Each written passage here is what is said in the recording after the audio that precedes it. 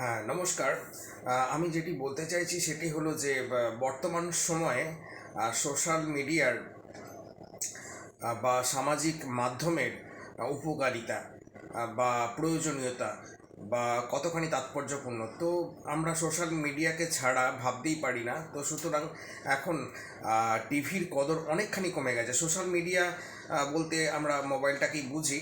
তো হাতে হাতে থাকে মোবাইল, এবং মোবাইলে বিভিন্ন অ্যাপ থাকে। যেমন ফেমাস অ্যাপের মধ্যে রয়েছে হোয়াটসঅ্যাপ, রয়েছে ইউটিউব, রয়েছে এবং তার সাথে সাথে ফেসবুকও রয়েছে। তো একটি বিষয় আমি বলতে চাই যে 1975 সালে এসেছিল টেলিভিশন। তো টেলিভিশন তো অবশ্যই রয়েছে, এবং তার সাথে সাথে টিভি সিরিয়াল থেকে শুরু করে ওয়েব সিরিজ যেগুলো বেরোচ্ছে, টিভি সিরিয়াল কম পর্বের কিন্তু লেন্দি হয়। ডের কথা বলছি, প্রতিদিনের, যেটা আমি 25 মিনিট দেখছি সেখানে আমি মোবাইলে দেখতে পাবো ওটিটি প্ল্যাটফর্ম যেটা বলা হয়। সেটা 1 ঘন্টার কাছাকাছি, হয়তো আমি দেখিনি কখনো। তো অতখানি ইন্টারেস্ট নেই আমার। তো অন্য কিছু দেখি, আমি বিদেশের ভিডিও হয়তো দেখলাম মোবাইলে। তো এবং অনেক কিছু শিক্ষা পাওয়া যায়, অনস্বীকার্য, অস্বীকার করার কোনো জায়গা নেই।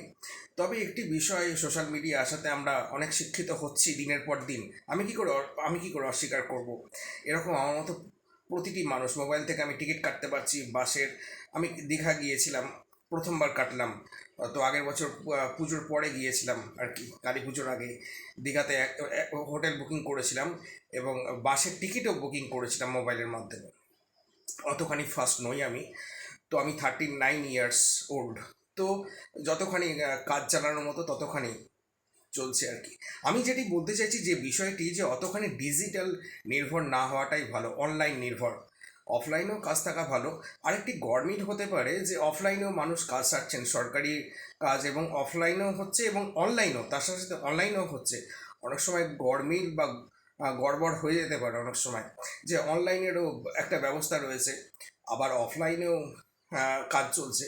তো দুটো মিলেমিশে একাকার হয়ে যাচ্ছে অনেক সময়। অনেক সময় হ্যাফাজেট হয়ে যাওয়ার একটা সম্ভাবনা থাকতে পারে। একজন সাধারণ মানুষ রূপে আমি এটিই বলতে পারি। আর একটি বিষয়, সেটি হচ্ছে কিছু কিছু কাজের যেগুলো অফলাইনে বা ম্যানুয়ালি, হাতে কলমে সরকারি কাজ, জনগণনা থেকে শুরু করে, এগুলো যদি হয় তো ভালো হয়, আমি আমি মনে করি।